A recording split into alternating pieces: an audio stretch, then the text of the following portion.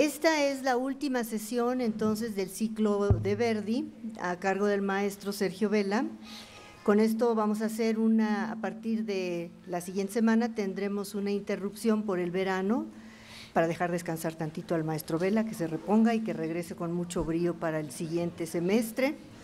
La sesión de hoy es Falstaff, al final del catálogo, la comedia. ¿Por qué Falstaff no es reconocida sino entre los entendidos?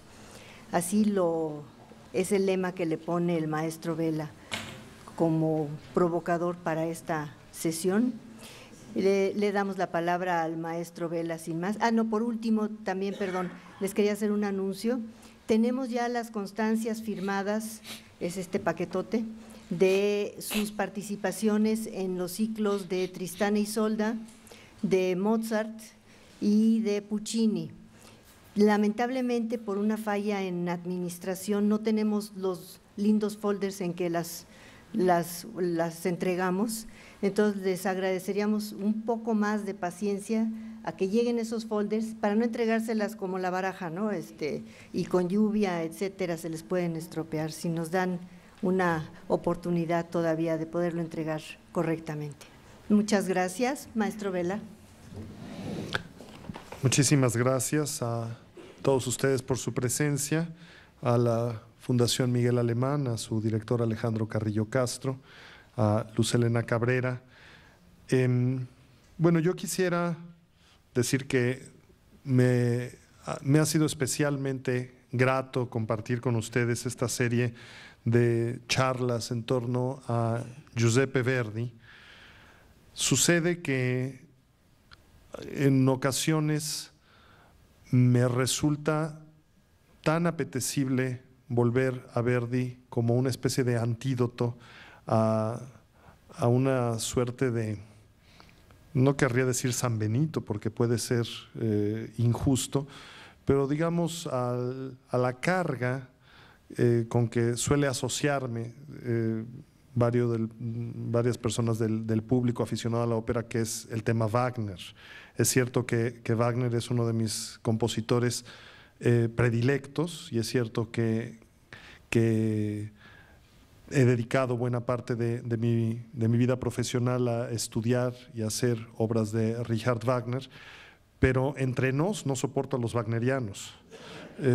Esos que solamente piensan que Wagner es lo único importante y que hacen denuesto de los rivales coetáneos o anteriores o posteriores a Richard Wagner. La semana pasada, sin más, estaba yo charlando con alguna amiga, le decía que una de las cosas que más me gusta de Stravinsky es su profundo rechazo a Richard Wagner. A veces puede resultar casi incomprensible tamaña contradicción, pero la oposición Verdi-Wagner me parece completamente injusta. Creo que buena parte de este seminario y el que siga, sobre el que voy a hacer un pequeño comercial o un anuncio en unos minutos, trata precisamente de equilibrar nuestra visión. El doctor Carrillo Castro y Luz Helena Cabrera han platicado conmigo desde principios de año, bueno, hacer este año de bicentenarios Verdi-Wagner, 2 seminarios, uno dedicado a Verdi, que hoy concluiremos, y otro dedicado a Wagner. Pero como aquí exploramos ya con amplitud y detenimiento el Anillo del Nibelungo en sesiones francamente extensas, y la duración de las obras de Wagner exige en más de una ocasión que dediquemos más del tiempo habitual de una sola sesión. Entonces, hemos planeado un seminario que comenzará en septiembre, se llevará a cabo en septiembre, octubre y noviembre, dedicado a Richard Wagner, a las otras obras de Richard Wagner, con 10 sesiones, una dedicada a las obras tempranas, Abuela Pluma, Las hadas, La prohibición de amor, Rienzi, otra dedicada al holandés errante, otra a Tannhäuser, otra a Lohengrin, 2 sesiones a Tristán e Isolda, 2 sesiones a los maestros cantores de Nuremberg y 2 sesiones a Parsifal, con lo cual tendremos 10 sesiones. Entonces, sí quiero hacer esta especie de descargo, declaración en descargo mío, que no me gusta la idea de oponer a Wagner con Verdi, ni de preferir a uno sobre otro. De hecho, estaba yo leyendo en un libro de Richard Osborne que se llama The Operas of Verdi, un estupendo libro que traje precisamente para citar de este libro alguna correspondencia en torno a Falstaff. Voy a saltar hasta lo último que dice sobre Falstaff, el último párrafo dedicado a una ópera en este copioso libro sobre óperas de Giuseppe Verdi. Dice: en su estreno, Falstaff escapó la mala fortuna de ser llamada wagneriana. Sin embargo, todavía hoy en día se le atribuye este peso wagneriano, aunque es incuestionablemente más ligera que una comedia tan extensa como Los maestros cantores de Nuremberg. Una comparación más justa sería con Parsifal, no con Los maestros cantores de Nuremberg, porque se trata de la última obra de Wagner, Parsifal. El contraste temperamental es inmenso.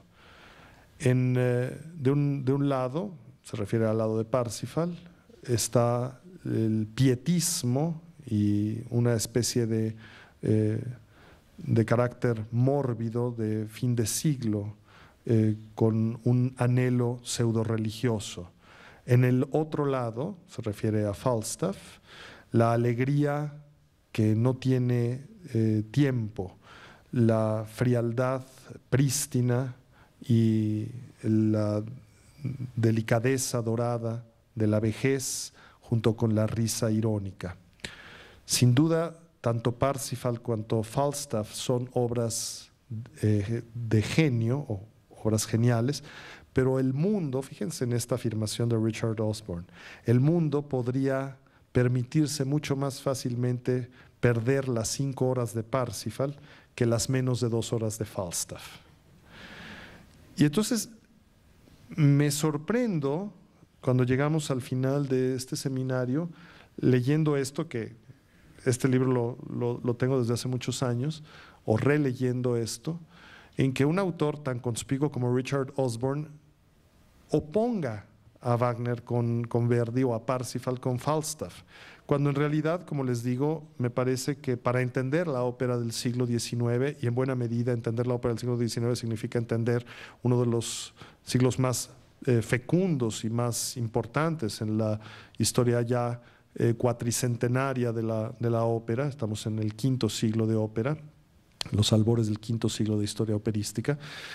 En realidad me parece que son fenómenos complementarios. Entonces, bueno, celebro enormemente que podamos, al abrigo de esta hospitalaria casa, analizar con detenimiento a Verdi y posteriormente analizar a Richard Wagner. Pero que quede claro que, amando a Wagner, me cuido de los wagnerianos, porque de veras son una especie bastante peculiar, esos que sueñan con Wagner como si fuera una figura pseudo religiosa. Y debo confesar a ustedes que a mí me sucedió en mi temprana juventud, es decir, in illo tempore, que renuncié o rechacé en buena medida a Giuseppe Verdi, que era mi primer amor operístico cuando descubrí a Richard Wagner. Y después regresé a Verdi más bien contrito y arrepentido, decir, francamente no veo por qué hay que optar. A Borges en alguna ocasión le preguntaron sobre alguno de sus autores predilectos, así oponiendo a fulano de tal contra mengano, y dijo, ¿qué necesidad tenemos de elegir? ¿Que no nos podemos quedar con los dos? Y bueno, pues me parece que en buena medida de eso se trata esta serie de seminarios, darnos cuenta de la riqueza operística. Hemos analizado aquí in extenso El Anillo del Nibelungo, Mozart, Puccini y este año Verdi y posteriormente Wagner. Bueno, hablemos pues de Falstaff. Al final del catálogo dice nuestro título para la sesión de hoy, la comedia, Falstaff. ¿Por qué es una obra apreciada tan solo por los entendidos? Esto quizás sea un poco exagerado, pero me parece que sí hay que subrayar que Falstaff es una obra magistral. Difícilmente podría no ser una obra magistral cuando es la última obra de un genio que ha acumulado tantísimas experiencias y tantísimos logros. Y aunque el público aficionado a la ópera e incluso el público seguidor o amante de Giuseppe Verdi ha oído de Falstaff, difícilmente la cuenta entre sus óperas predilectas. Vamos, no ocupa un lugar, emocionalmente hablando, como el de Rigoletto, La Traviata o Aida. Ni siquiera quizá como el de La Forza del Destino o Un ballo in maschera.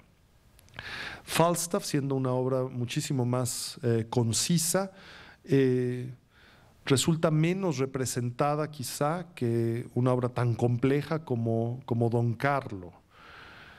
Y desde luego cabe la pregunta, ¿por qué?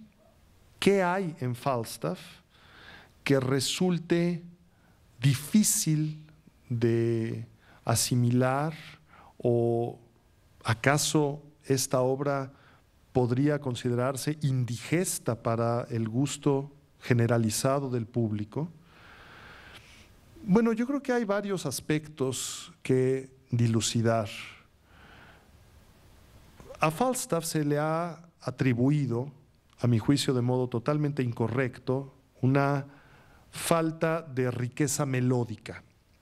Creo que esto, más que una inexactitud, es una auténtica estupidez, que no es lo mismo. Falstaff es una de las obras más prolíficas en melodías de todo el catálogo de Verdi, y hay que ver que Verdi era un compositor con un genio, con una capacidad inventiva en términos melódicos excepcional.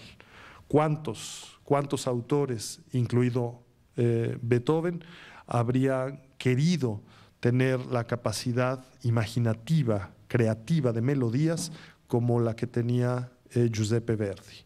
Una melodía tras otra fluye de la pluma de Verdi incesantemente, y Falstaff, lejos de ser la excepción, puede considerarse en un cuidadoso análisis de la partitura como una obra particularmente rica en el terreno melódico. Entonces, ¿qué es lo que impide que Falstaff tenga una mayor divulgación? ¿Por qué una obra que dura cerca de 4 horas de música completa como Don Carlo es más fácilmente asimilable que Falstaff, que dura efectivamente menos de 2 horas de música? No es entonces un problema de longitud. Hay obras como Las Vísperas Sicilianas, de la que hablé la sesión pasada, que tienen un libreto desafortunado o menos logrado, en que el talento de Verdi se sobrepone a las imperfecciones dramatúrgicas de un libreto. Falstaff cuenta con uno de los mejores libretos de la historia de la ópera. Entonces, más acuciosamente se formula la pregunta del ¿por qué? ¿Por qué no ocupa ese lugar preeminente? Yo tengo para mí que se trata de dos cuestiones. En primer lugar, la estructura de Falstaff es aparentemente atípica. Si vemos que Verdi fue un compositor cuya creatividad fue evolutiva, nunca revolucionaria, nunca de ruptura, sino una constante progresión, podemos advertir con toda claridad cómo la continuidad dramática, la falta de separación al interior de las escenas, es un asunto que paulatinamente se va ganando, es decir, empiezan a desaparecer las arias para dar paso a pasajes de mayor continuidad, no por ello menos ricos en términos melodiosos, pero menos aislados, menos momentos que pudiéramos llamar de paréntesis, que momentos expansivos ligados uno tras otro sin solución de continuidad. Y Falstaff es una muestra pues de este discurso que podríamos llamar un continuum dramatúrgico, que en ese sentido sí se aproxima a la manera discursiva de la estética wagneriana, pero no convierte, digamos, en términos musicales, Falstaff en una obra de expresión wagneriana. Esta falta de presencia de las arias, para decirlo de una manera muy sintética y muy didáctica quizá, explicativa por lo menos, al no haber arias en Falstaff, sino momentos melódicos uno tras otro que no se pueden aislar, ha hecho que Falstaff no figure entre las obras que suelen ser ejecutadas de manera fragmentaria en conciertos operísticos. Incluso un autor que comienza a triunfar justamente cuando Falstaff es elaborado, me refiero a Giacomo Puccini, el gran sucesor de Giuseppe Verdi, está escribiendo Manon Lescaut y un poco más adelante La Bohème, después Tosca. En todos estos casos, todas estas óperas de Puccini posteriores a Falstaff, y después de Tosca, posteriores incluso a la muerte de Giuseppe Verdi, nos encontramos con tales y cuales arias, momentos que se pueden aislar y convertirse en páginas de lucimiento vocal, por supuesto con un sentido dramatúrgico muy profundo, pero finalmente con una pertenencia quizá más tradicional a la historia de la ópera italiana, mientras que en Falstaff resulta que no tenemos este tipo de desarrollo musical tradicional. Es una obra, digamos, más moderna, si me permiten la expresión. Pero hay otra razón, a mi juicio, más compleja y quizá todavía más importante. Porque finalmente, si nos damos cuenta, Tosca, por poner un ejemplo característico de ópera italiana, es una ópera que tiene 3 arias, 2 de las cuales son de tenor. Una de la soprano, podemos decir que en el primer acto hay un arioso, pero no llega a interrumpir el flujo dramatúrgico. En realidad, el famosísimo Visidarte del acto segundo es una especie de paréntesis dramatúrgico. Y resulta que el antagonista, Scarpia, no tiene un aria. Y si hablamos de Otello, obra inmediatamente anterior, resulta que a pesar de que no tiene arias propiamente dichas, salvo quizá la canción del Sauce y el Ave María de Desdémona del acto cuarto, todo lo demás son ariosos, quizá hasta cierto punto el credo de Iago, pero el protagonista esencialmente no tiene una sola aria, tiene un extraordinario monólogo en el acto tercero, el Dio mi potevi scagliar, pero no hay un aria como tal, y resulta que Otello es más popular que Falstaff. Entonces, tratando de dilucidar las razones más de tipo emocional, psicológico, sentimental incluso del público, he llegado a una, no conclusión, he llegado a una hipótesis que quisiera yo compartir con ustedes esta tarde. Falstaff es una obra chocante, es una obra que no corresponde con la imagen que tenemos de Giuseppe Verdi. Es una obra que pareciera contradecir a Giuseppe Verdi. Y creo que Verdi, con una sabiduría extraordinaria, a los 80 años de edad prácticamente, tenía 79, decide mirarse al espejo y reírse, no tanto del mundo, como tantas veces se ha dicho, que Verdi se ríe de los demás. Creo que se ríe de sí mismo. Creo que se ríe de sus 25 o 26 o 27 o 28 óperas anteriores, depende cómo contemos el catálogo. Por lo menos estamos hablando de 25 óperas anteriores, 25 títulos anteriores, 28 si contamos diversas versiones, 30 prácticamente si separamos versiones tempranas y tardías de la ópera escocesa, de Boccanegra, de Forza, de Don Carlos.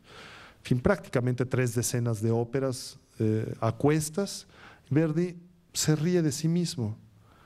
Y les voy a dar una pista un poco más adelante, la escucharemos y la veremos, que es precisamente el monólogo del honor en el acto primero de Falstaff, en que en boca del protagonista, Sir John Falstaff, se burla del concepto del honor. Cuando comenzó nuestro seminario, yo di a ustedes una serie de pautas o pistas para tratar de entender a Giuseppe Verdi. Hablé de la proliferación de la línea melódica, la pertenencia a una tradición, nunca la ruptura, sino la evolución de una tradición que va prácticamente ininterrumpidamente de Rossini hasta Puccini.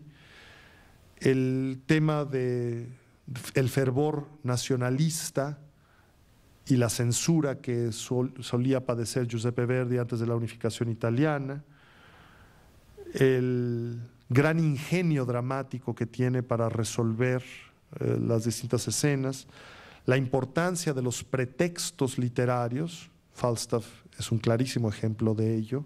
Shakespeare está detrás de Falstaff.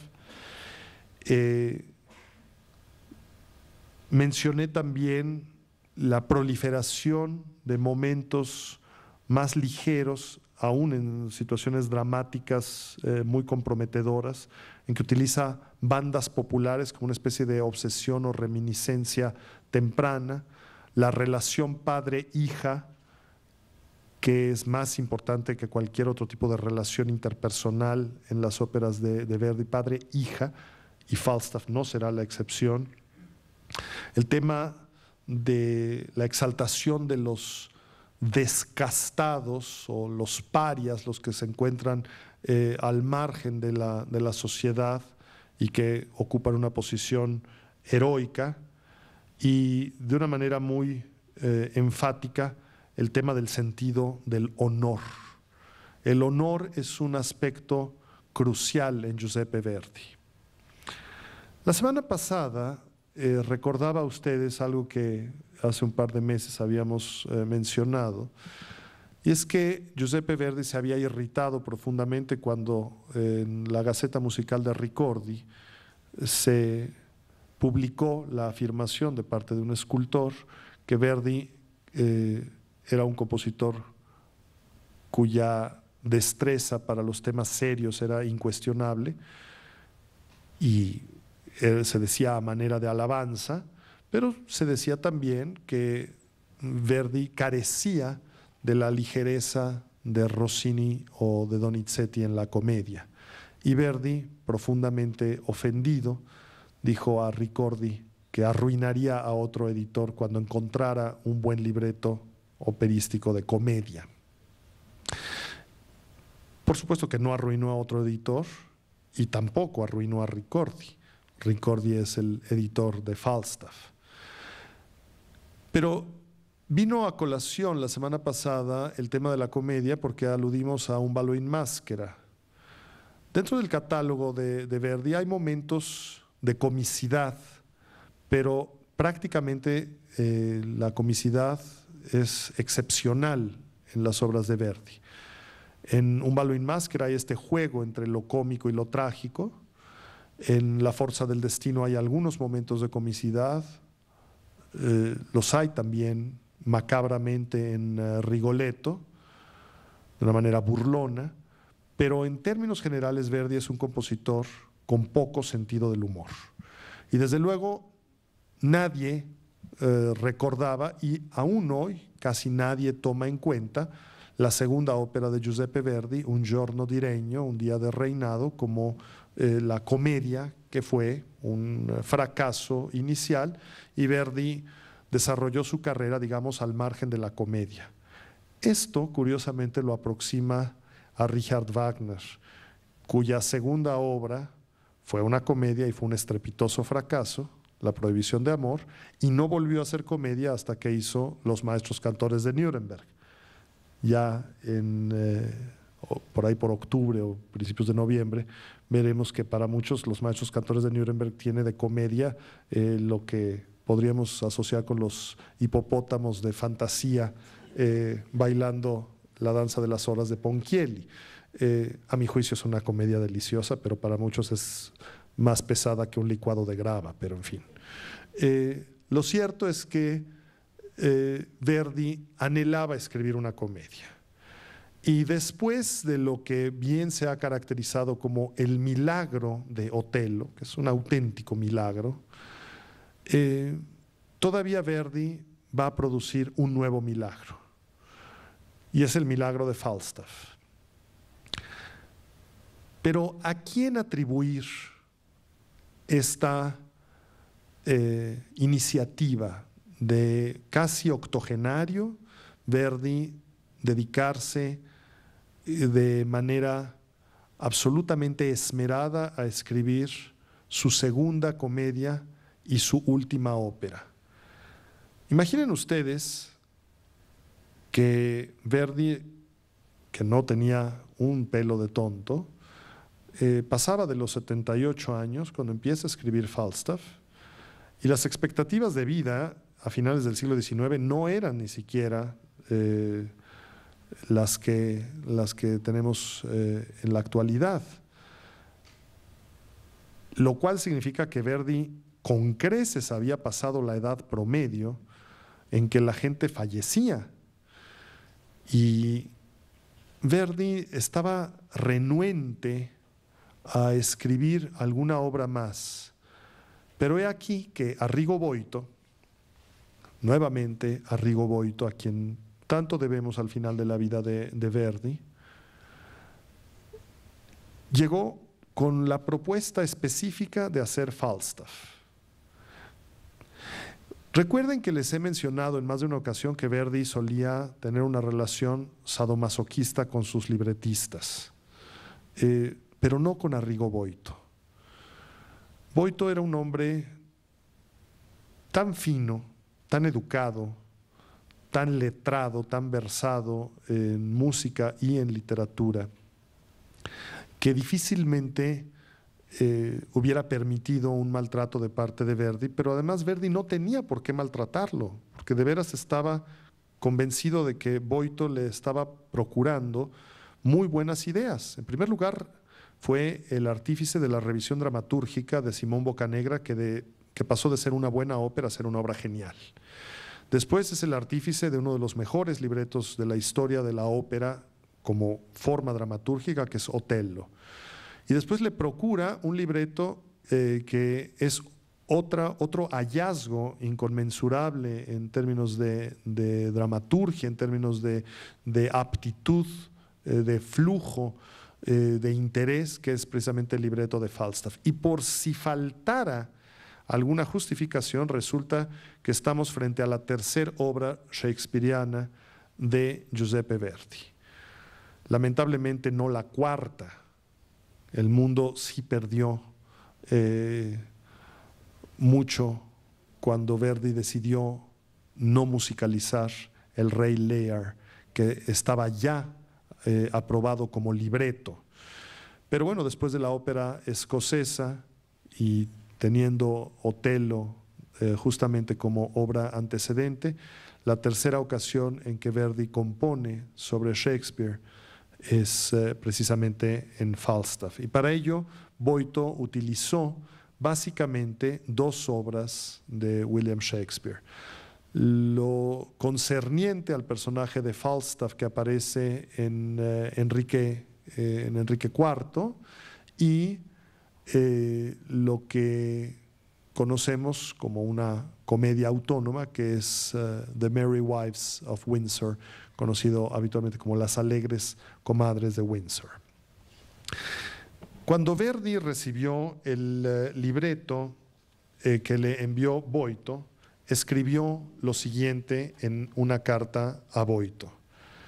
Recuerden que incluso cuando se dirigía a Piave o a Camarano o a Ghislanzoni, primero alababa y después soltaba 3 o 4 zapes y decía, bueno, creo que mi torpeza no me permite entender sus líneas, pero yo ya musicalicé así, entonces deje usted pasar esto.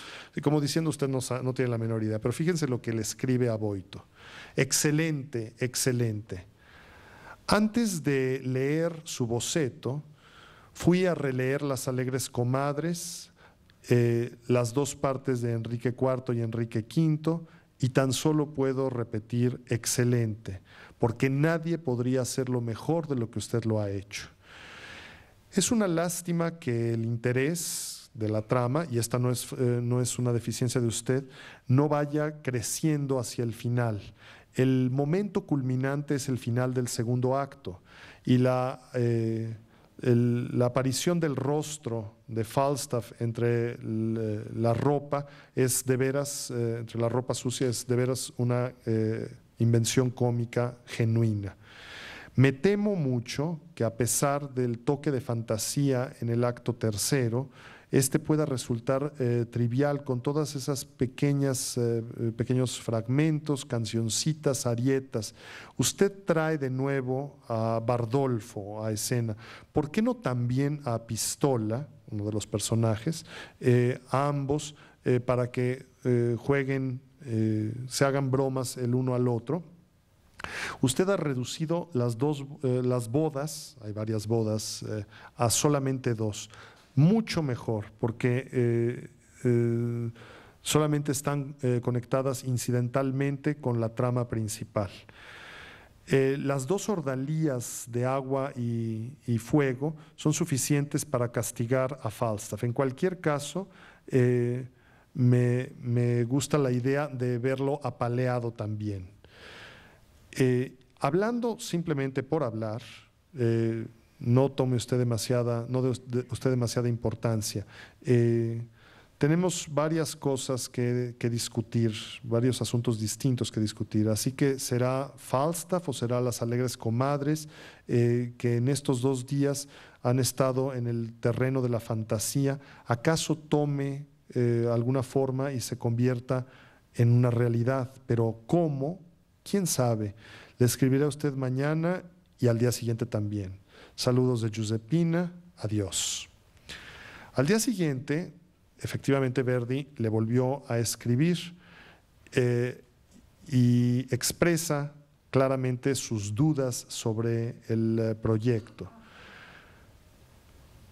Abordando Falstaff, ¿acaso ha considerado usted el enorme peso de los años que cargo yo encima?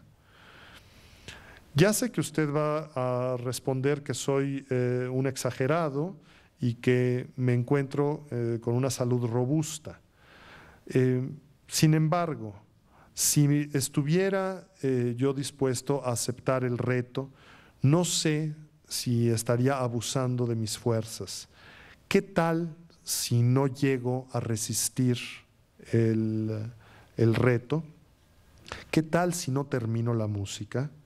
Entonces usted habría perdido su tiempo y se habría ocupado problemáticamente en balde de mí. Ni por todo el dinero del mundo quisiera que esto ocurriera. La idea de no terminar Falstaff es insoportable para mí y sobre todo si es que usted va a dejar de trabajar en Nerone, la ópera que estaba componiendo Boito, él mismo, para dedicarse usted a mí. Y entonces Boito le dijo lo siguiente, fíjense la inteligencia de Boito. La verdad es que creo que usted no va a encontrar fatiga alguna en escribir una comedia. Una tragedia hace que un compositor sufra. Su mente habita el dolor, su sistema nervioso se vuelve agitado de una manera quizá poco saludable. Pero las bromas y la risa de una comedia liberan la mente y el cuerpo. Y cita, Shakespeare mismo dice, una sonrisa añade un hilo de vida. No sé si estoy citando correctamente, pero la idea es adecuada. Usted hace tiempo que ha buscado un buen tema para una ópera cómica, lo que significa que usted tiene una aptitud natural para el noble arte de la comedia. El instinto puede ser una buena guía. No hay mejor forma de terminar su carrera después de Otelo que escribiendo Falstaff. Y entonces Verdi le dijo que estaba bien, pero con una condición, que no se lo dijeran a nadie, lo cual es maravilloso. Y entonces prohibió que Giulio Ricordi se enterara, y después Verdi se sintió mal con Ricordi, porque le parecía una deslealtad. Y entonces dijo que estaba escribiendo Falstaff, un Falstaff como pasatiempo. Dice, estoy ocupado escribiendo un Falstaff sin ninguna idea preconcebida y sin ningún plan. Le repito, como pasatiempo, nada más. Todo esto de estar hablando de propuestas específicas, todo esto es vago, no es más que una pérdida de tiempo, son palabras al aire, y al final yo no estoy dispuesto a asumir ninguna obligación, así que no insista. Después dijo, le escribió nuevamente a Ricordi que la verdad no sabía si algún día iba a terminar Falstaff, estaba afanosamente trabajando en Falstaff. Todavía después del estreno de Falstaff, Verdi vivió prácticamente 8 años, pero claro, Verdi no sabría que habría de fallecer hasta los 87, en el año en que hubiera cumplido 88. En algún momento Verdi había considerado la posibilidad, pero desechó la idea, de una ópera de aspecto cómico en torno a la figura de Don Quijote, que en su enorme riqueza tiene, por supuesto, sus aspectos de comicidad.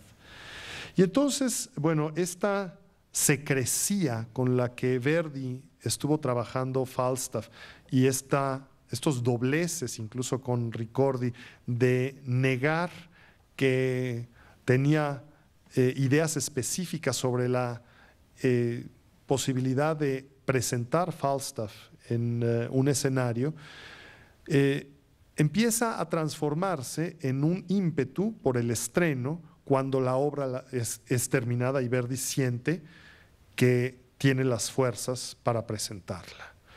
No solamente eso, es decir, hubiera sido totalmente absurdo haber concluido la ópera y no esforzarse en estrenarla en vida del propio compositor. En el año de 1892, es decir, en septiembre de 1892, un mes antes de que Giuseppe Verdi cumpliera 79 años, la ópera estaba terminada. Y entonces Verdi envió ahora sí la partitura a Ricordi con una nota que es francamente conmovedora. La voy a leer primero en italiano e intentaré una traduzione.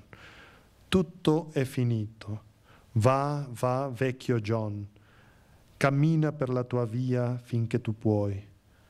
Divertente tipo di briccone, eternamente vero sotto maschera diversa in ogni tempo, in ogni luogo, va, cammina, addio. Todo ha terminado. Ve, viejo John Falstaff, Sir John Falstaff. Camina por tu camino hasta que puedas. Eres un tipo de bribón divertido, eternamente verás bajo una máscara diversa en cualquier tiempo, en cualquier lugar. Ve, camina, adiós. Y bueno, finalmente en enero de 1893, Verdi llegó a Milán para supervisar el estreno de Falstaff, que fue incuestionablemente un éxito atronador.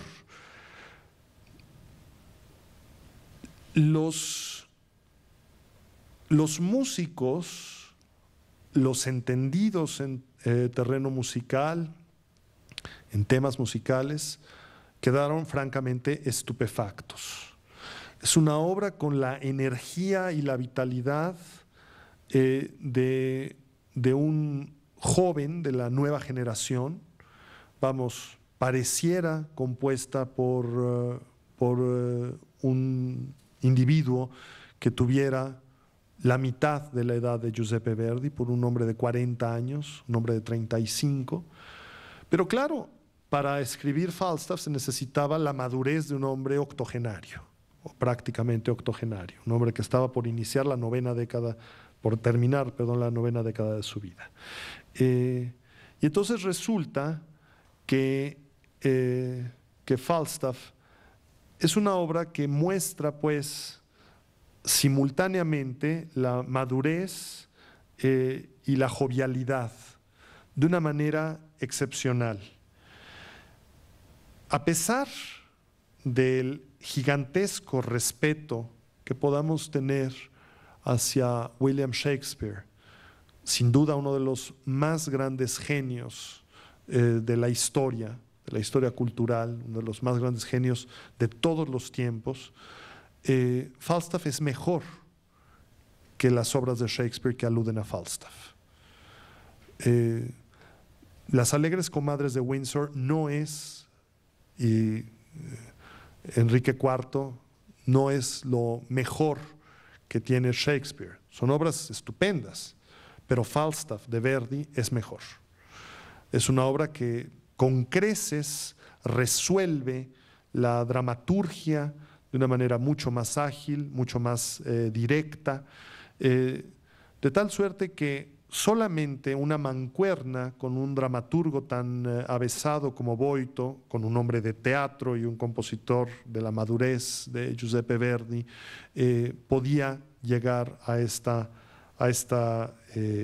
capacidad, digamos, de síntesis de diversas obras shakespearianas y de la figura del bribón Sir John Falstaff, en que Verdi decide abiertamente burlarse de los conceptos que han sustentado buena parte de su dramaturgia. Y a eso me refiero cuando digo que Falstaff es una obra que al público le resulta chocante. Le choca, lo que no significa le disgusta, sino le llama la atención, lo deja pasmado, lo deja estupefacto. No es una obra de fácil asimilación, precisamente porque Verdi no suele burlarse de sí mismo. Verdi es un autor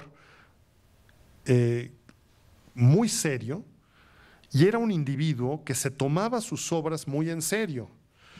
Podía tener gran ironía, podía tener generosidad y sentido del humor en su vida cotidiana, pero era francamente irritable en lo que concernía a su honra artística. Y cuando Sir John Falstaff propone a sus compinches Bardolfo y Pistola que entreguen unas cartas a unas mujeres casadas, y le responde que no pueden hacerlo porque el honor se los prohíbe. Bardolfo dice que el honor, el sentido del honor le impide hacer una cosa así. Lo que dice, fíjense ustedes, Falstaff, es que el honor es una cloaca de ignominia. En Las Alegres Comadres de Windsor, Shakespeare, en una escena posterior, no en este momento, Boito sabía anticipar dramatúrgicamente las cosas, dice, Falstaff. Protestan su honor. ¿Por qué en esta bajeza yo mismo trato de entender precisamente qué es el honor? Yo mismo a veces dejo de temer a Dios y pongo el temor de Dios en la mano izquierda y convierto mi sentido del honor en necesidad y estoy dispuesto a apostarlo y a jugar con él. Un poco más adelante dice, ¿acaso el honor puede remendar una pierna o un brazo roto? No. ¿O puede quitar el dolor de una herida? No. El honor no sirve como una cirugía para el alma. ¿Qué es el honor? Una palabra. Es brutal que un personaje diga esto en una obra de teatro. Esta última parte, ¿qué es el honor? Una palabra. Eso está en Enrique IV de Shakespeare, lo dice Falstaff. En la ópera escocesa, Shakespeare otra vez, cuando le dicen al protagonista que la lady ha muerto, él dice, la vida, ¿qué importa? Es la narración de un pobre idiota, es viento y sonido que no significa nada. En la ópera escocesa, la vita che importa è il racconto di un povero idiota, vento e suono che nulla dinota. Esta especie de cinismo, o casi diríamos nihilismo, avant la lettre de Shakespeare, halla eco en Giuseppe Verdi, pero por supuesto Verdi no se identifica con el protagonista de la ópera escocesa, con el Mac protagonista, recuerden que no digo el nombre, pero sí puede identificarse con Sir John Falstaff, a pesar de que Verdi no haya sido nunca un bribón, sí puede decir al final de su vida qué es el honor, una palabra, como alguien decía, moral, árbol que da moras, ¿no? Moral, moral. ¿No tiene usted moral? Le espetaban a alguien. Dice, moral, moral, árbol que da moras. No, no tengo de esos. Dice, no tengo de esos. Arbusto que da moras, sería más preciso. Pero que un hombre octogenario, con la trayectoria de Verdi, con la cantidad de óperas que aluden al sentido del honor, repasemos, abuela Pluma, el catálogo. Oberto se trata de la defensa del honor de la hija que ha sido abandonada. Y Lombardia, la prima crociata y su epígono francés, Jerusalén, bueno, el tema del honor da pie a unas venganzas tremendas. Hernani, bueno, toda la historia de Hernani versa sobre el sentido del honor. Alcira, lo mismo.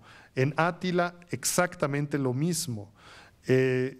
Incluso en la Mac Ópera lo mismo, en I Masnadieri, en Il Corsaro, prácticamente en todas las óperas, estoy hablando de las óperas tempranas, Il Corsaro, la Batalla di Legnano, en Stifelio, el sentido del honor, todo el tiempo, en su epígono, Haroldo, el Trovador, Rigoletto, la Traviata, en todas está el sentido del honor.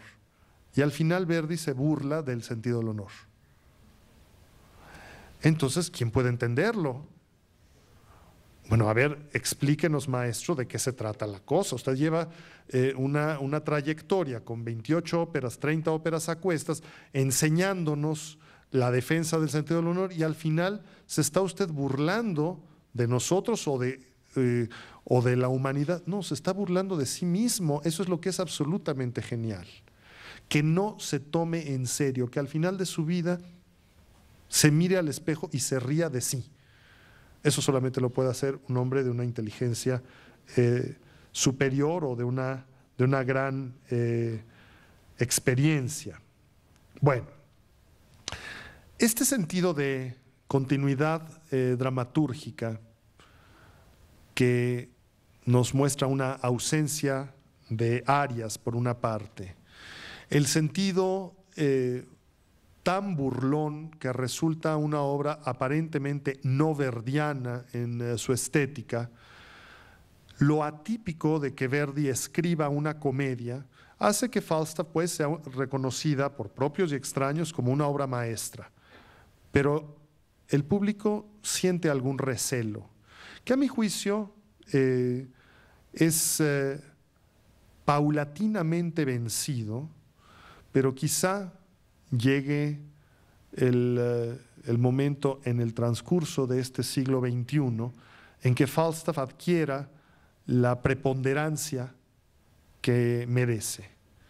Me parece una obra que debería anteponerse a otras de las predilectas, simplemente porque es una obra más lograda. Por supuesto que uno de los sitios donde Falstaff es más apreciada es el Reino Unido. No en balde Shakespeare está detrás, y no en balde tampoco Falstaff es más representada que The Merry Wives of Windsor o Enrique IV o Enrique V de Shakespeare. Lo que significa pues que hay una especie de vínculo con este personaje que no por primera ocasión es abordado en el terreno operístico. Hay un Falstaff italiano, por supuesto, de Antonio Salieri, del siglo XVIII, que no es en forma alguna una mala ópera, es una deliciosa comedia. Hay Falstaff británicos, Sir John in Love, de Ralph Vaughan Williams, y está at The Boar's Head Inn de Holst. Pero desde luego ninguna de estas obras, ni las dos británicas ni la de Antonio Salieri, tienen la jerarquía del Falstaff de Giuseppe Verdi. La obra comienza característicamente sin obertura, irrumpe, es una música a la manera de la irrupción tempestuosa de Otello, o de la Cuarta Sinfonía de Mendelssohn, o de la Octava Sinfonía de Beethoven, que tira la puerta. No puede ser más distinto que Parsifal, que es una música, la última obra de Wagner, que emerge, que parece venir desde antes, que parece preexistir, y empieza uno a tener conciencia del sonido súbitamente. No, aquí es como una irrupción tan violenta que describe en unos cuantos segundos el carácter de la obra misma. El personaje principal, Sir John Falstaff, es un pendenciero, abusivo, lascivo, mujeriego, glotón, dipsómano, carente de escrúpulos, vivales, cínico. Difícilmente podría encontrar alguna virtud en Sir John Falstaff, como no fuera que al final reconoce que ha hecho el más grande de los ridículos. Digamos que tiene por lo menos buen sentido del humor. Algo habría de tener este personaje aristócrata, Sir John Falstaff, venido a menos, arrogante, pretencioso, abusivo, que tiene dos compinches que viven con él o rodeándolo en esta posada, la posada de la Jarretera, the Garter's Inn. Hay que recordar la famosa Orden de la Jarretera, que tiene una historia muy, muy linda. A una dama se le había caído una liga, liga de media, no liga de pelo. Y entonces el rey la recogió y se la puso en el muslo a sí mismo, diciendo: Oni soit qui mal y pense, mal haya quien piense mal. se le cayó a la dama, no se la quitó el rey. Y eso dio pie a la institución de la más conspicua orden, que es la Orden de la Jarretera, que precisamente a los miembros de la Orden de la Jarretera se les pone una liga femenina. Y en el lema británico está frecuentemente el Honi soit qui mal y pense.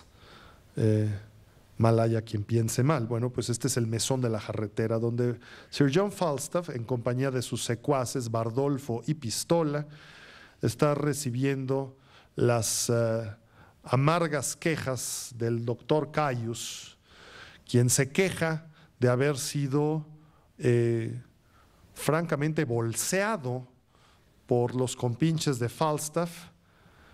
Y entonces Falstaff, con cierta intemperancia, ya da por finiquitada la cuestión con el doctor Caius, le parece que Bardolfo y Pistola le cuestan más de lo que ellos le aportan. Ellos tendrían que ser sus mandaderos y tendrían que procurarle dinero fácilmente. Como les digo, es un vividor venido a menos. Y entonces Falstaff está pretendiendo seducir a dos damas de Windsor. Una es Meg Page, que está casada con un señor de apellido Page, y la otra es Alice Ford, que está casada con un señor de apellido Ford. Ninguna de ellas es noble. Entre las alegres comadres de Windsor aparece también Mistress Quickly, que tiene una función ancilar en la obra original de Shakespeare. Es sirvienta de buen nivel, una especie de ama de llaves, es Mistress Quickly. Y sin embargo, en Falstaff de Verdi prácticamente se lleva de tú a tú con las señoras Meg Page y Alice Ford. Posiblemente sea viuda Mistress Quickly, lo cual le da también alguna experiencia mayor en la vida, quizás sea más añosa. Entonces, Sir John Falstaff pretende hacerse de los favores de Meg Page y de Alice Ford, de ambas. ¿Y por qué las ha elegido? Bueno, no solamente porque sea un viejo rabo verde, para decirlo en lenguaje técnico, sino porque ambas son las que controlan los fondos de sus respectivos maridos, las huchas, los ahorros de sus respectivos maridos, es decir, administran la hacienda de sus respectivos maridos. Falstaff lo que quiere, bueno, sí, es por supuesto satisfacción carnal en la medida de las posibilidades, pero quiere dinero para vivir desahogadamente, para poder seguir nutriendo su creciente barriga y satisfaciendo sus necesidades de beodo consuetudinario. Y entonces es el momento en que Bardolfo y Pistola protestan porque no quieren entregar las sendas cartas que ha redactado Falstaff para Meg Page y Alice Ford, pretextando pues el sentido del honor. Y es cuando Falstaff se refiere en los términos más despectivos posibles al sentido del honor. Y entonces, por su parte, las señoras reciben las cartas, que Falstaff las envía con un jovencito, con una especie de emisario, una especie de pajecito, un mocito que le hace algunos mandados. Y claro, como son buenas amigas y son vecinas, Alice Ford y Meg Page deciden compartir el secreto, la una con la otra, de la carta que han recibido de parte de Sir John Falstaff, sin tener conciencia inicialmente que cada una ha recibido una carta. Entonces, cuando Alice Ford le empieza a decir a Meg Page, ¿qué crees, comadre? Que Sir John Falstaff, y resulta que a la otra también. Y entonces, junto con Mistress Quickly, deciden escarmentar a Sir John Falstaff. El marido de Meg Page en la ópera no aparece, el marido de Alice Ford sí aparece. Junto con junto con la trama principal, Falstaff y las alegres comadres de Windsor, hay una pequeña trama secundaria que es una genuina historia de amor juvenil. La hija de Alice Ford y de Ford, Nanetta, está enamorada del joven Fenton y él de ella. El problema es que estos amores o amoríos que tienen Fenton y Nanetta son subrepticios, porque Ford, el padre de Nanetta, está empecinado en desposar a su hija Nanetta, aún en contra de su voluntad, con el doctor Caius, a quien ya conocimos como reclamón ante Sir John Falstaff. Cosa que verdaderamente consterna a Nanetta, pero su madre, Alice Ford, le dice que no se preocupe. Con gran sabiduría femenina, Alice Ford ayudará a su hija en contra de los deseos prácticamente tiránicos del padre de desposar a la hija con una persona que la hija no ama ni encuentra atractivo en forma alguna. Digamos que la cómplice de Nanetta y consecuentemente del futuro yerno de Fenton será precisamente Alice Ford. Y entonces, por su parte, así como las comadres, junto con Mistress Quickly, y con la trama incidental de los amorios de Nanetta y Fenton, están fraguando un plan para escarmentar a Falstaff, por su parte, Bardolfo y Pistola hacen partícipe de las intenciones deshonrosas de Sir John Falstaff, nada menos que a Ford y al doctor Caius. Esto porque están sumamente irritados con los maltratos de Sir John Falstaff hacia ellos, hacia Bardolfo y Pistola. Y entonces, claro, Ford decide, por su parte, participar en una trama para entrampar a Sir John Falstaff. Finalmente será una comedia de enredos. Entonces, resulta que los actos de Sir John Falstaff desencadenan dos tramas, una femenina y otra masculina, sin que haya conexión entre la trama en su contra, de parte de las alegres comadres y de parte del marido de una de las alegres comadres y los demás caballeros. Y entonces, a comienzos del acto segundo, aclararé a ustedes que la estructura de Falstaff es absolutamente impecable, 3 breves actos, cada uno de 2 cuadros. Digamos que, grosso modo, cada cuadro dura 20 minutos, de tal suerte que si sumamos cada uno de los 6 cuadros, nos da 2 horas, lo que dura, incluso un poco menos. Una extraordinaria agilidad, cada acto de menos de 40 minutos. Entonces, al principio del acto segundo estamos de nuevo en el mesón de la jarretera, donde Falstaff recibe a Mistress Quickly. Mistress Quickly lo trata muy deferentemente, reverenza, le dice varias veces y le hace un saludo reverencial y le dice, palabras más, palabras menos, una gigantesca mentira. Y es que Alice Ford está perdidamente enamorada de él y que, por supuesto, está dispuesta a aceptar los favores de Sir John Falstaff, su protección. El problema es que tiene un marido muy celoso, Ford, pero bueno, esto tiene una cierta solución, porque normalmente el marido está fuera.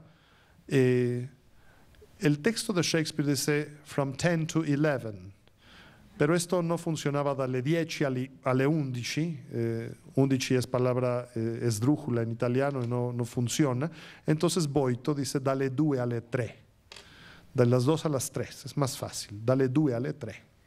Dalle 10 alle 11 no funcionaba, entonces cambia el horario de Shakespeare, digamos que hace a Ford un hombre de hábitos un poco más tardíos, fingidamente, pero efectivamente dalle 2 alle 3 no estará Ford en casa. Y entonces,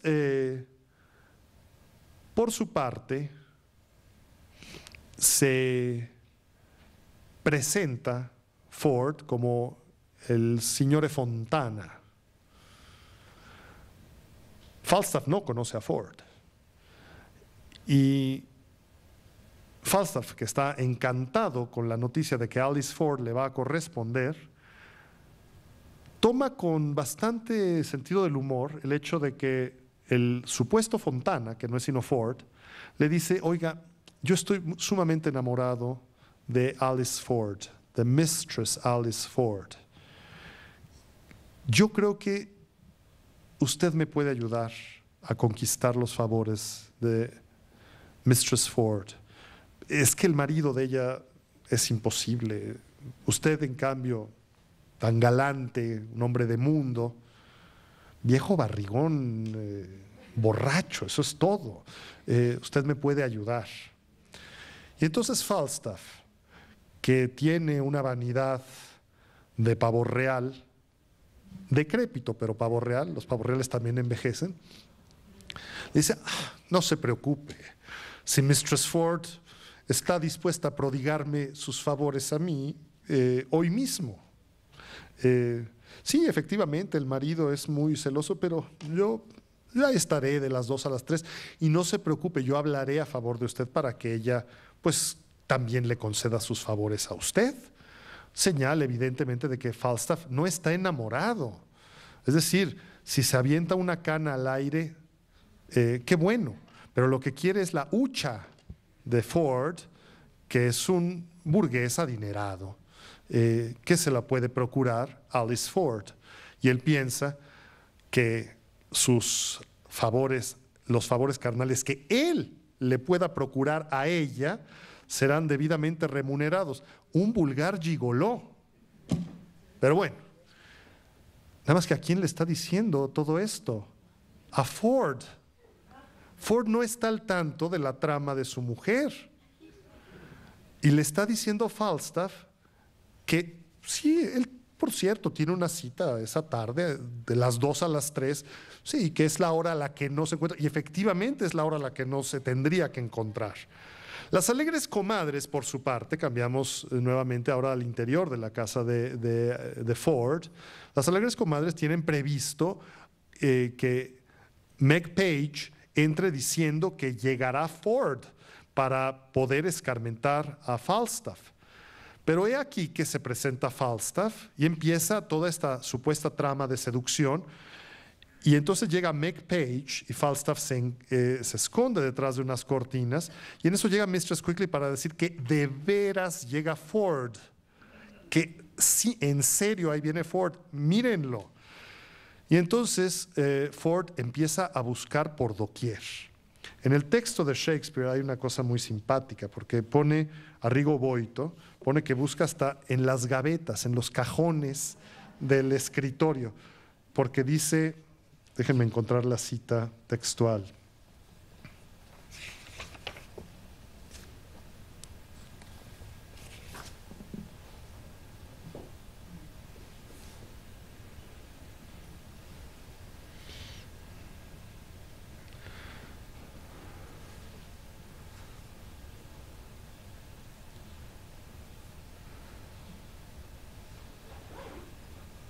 Dice Ford, he cannot creep into a halfpenny purse. No se puede desaparecer como una moneda de centavo en una hucha, nor into a pepper box, ni en un pimentero.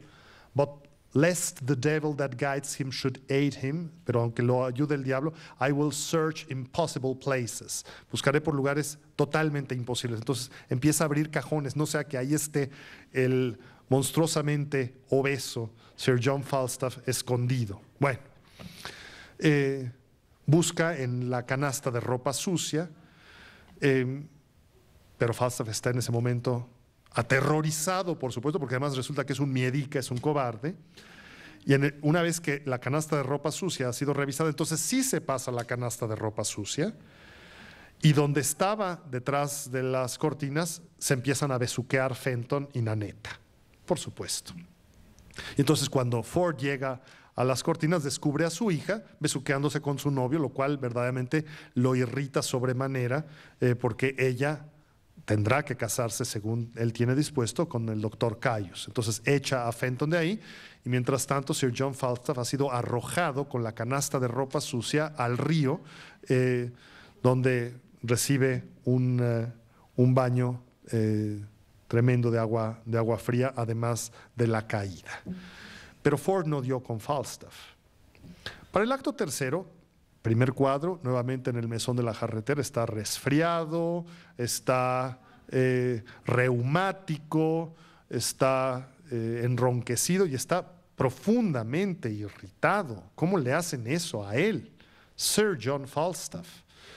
Pero llega Mistress Quickly y dice: crea, por favor, excelencia, que Mistress Alice Ford está consternadísima. O sea, esto no era en forma alguna su intención.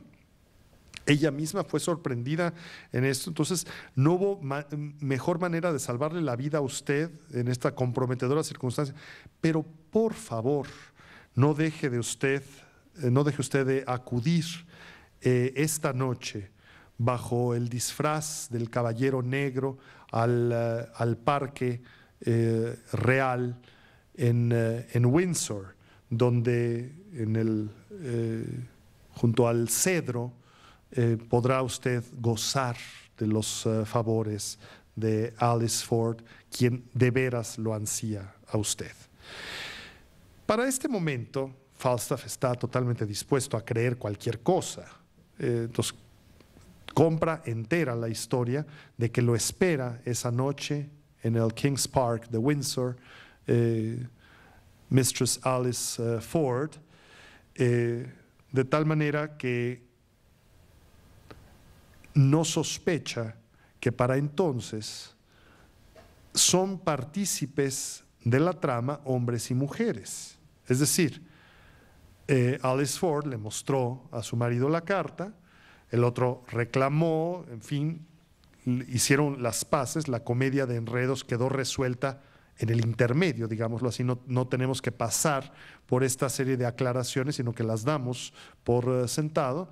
Y entonces el doctor Cayo, el doctor Cayo, Fenton y Ford están totalmente dispuestos a escarmentar junto con Mistress Meg Page, Mistress Alice Ford y Mistress Quickly, a Sir John Falstaff, todos participando de una mascarada que en buena medida nos puede recordar el sueño de una noche de verano, en que habrá apariciones espectrales, hadas, cornamentas, que tienen también un valor simbólico, por supuesto, que se le colocarán a Sir John Falstaff.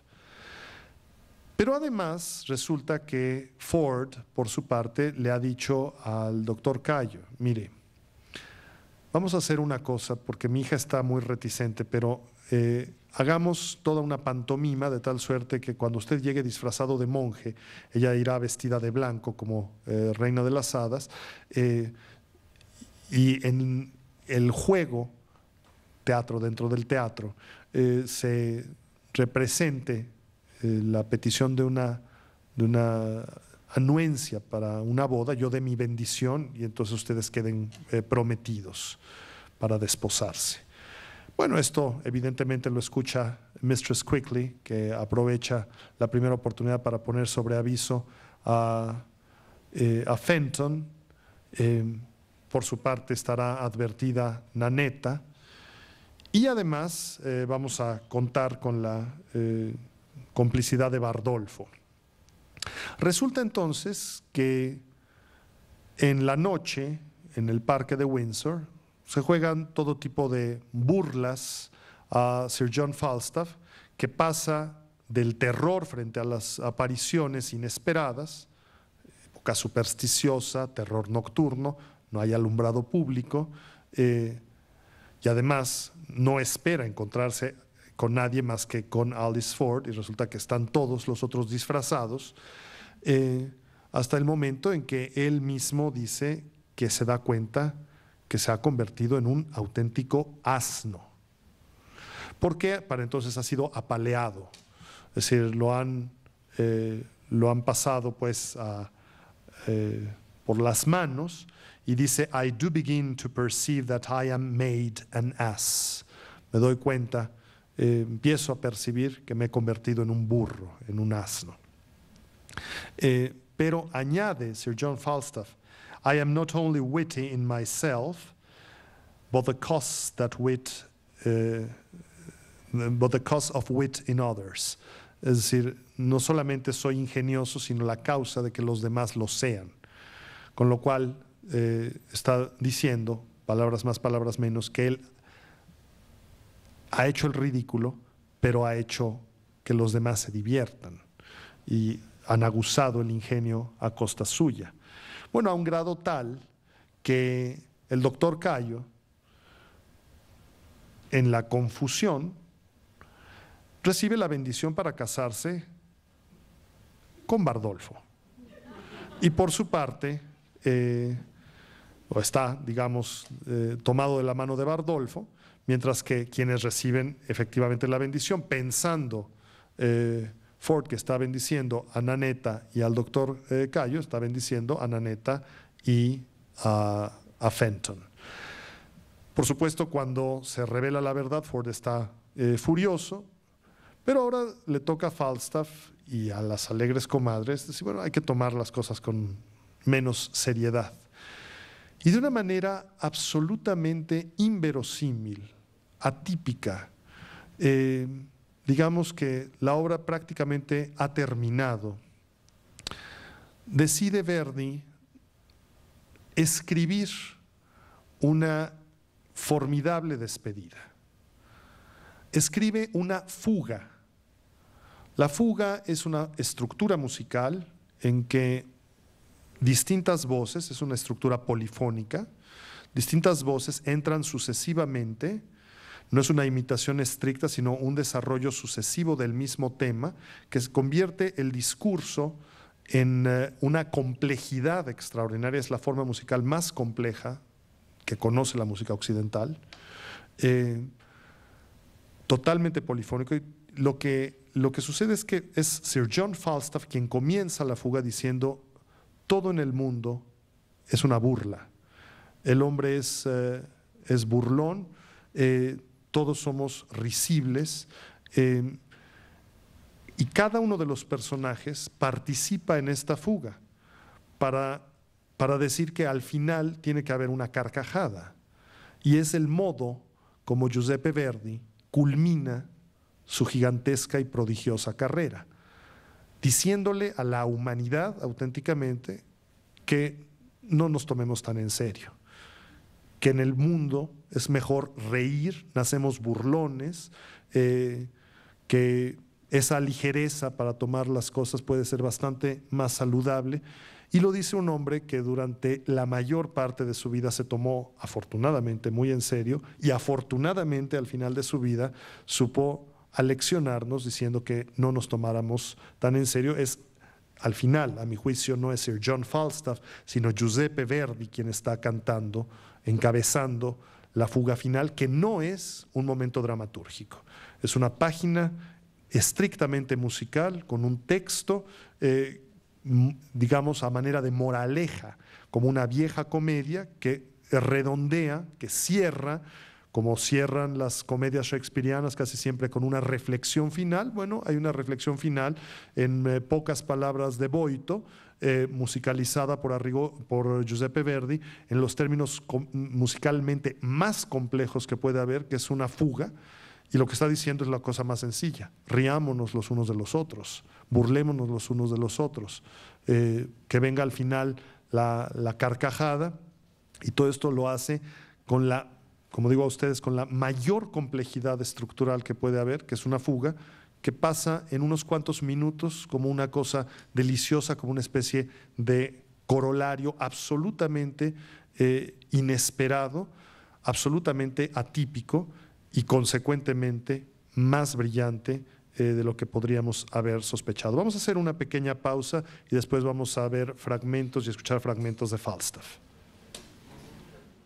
Vamos a ver una formidable puesta en escena proveniente de la Royal Opera House Covent Garden, una puesta en escena de Graham Vick, que cuenta con la dirección musical de Bernard Haitink y un reparto encabezado por uno de los bajos barítonos más importantes de nuestro tiempo, que es Bryn Terfel. Roberto Frontali canta Ford, Kenneth Tarver canta Fenton, y dentro de las damas, Barbara Fritoli es Alice Ford, Desiree Rancatore es Nanetta, Bernadette Mancadinissa es Mistress Quickly y Diana Montagu es Meg Page. Vamos a poner para comenzar el inicio, cómo irrumpe cuando el doctor Caius está culpando a Falstaff. Por favor, primer track. ¿Están puestos los subtítulos?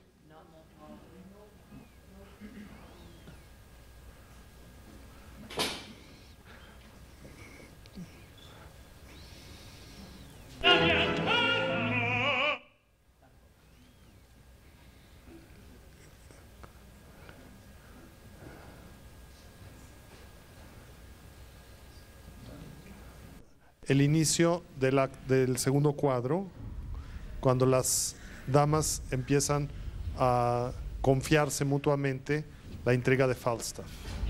¿Está ahí, por favor? Bueno, pues con esta risotada final llega a nuestro término este seminario y les agradezco infinitamente su asiduidad y su atención. Gracias.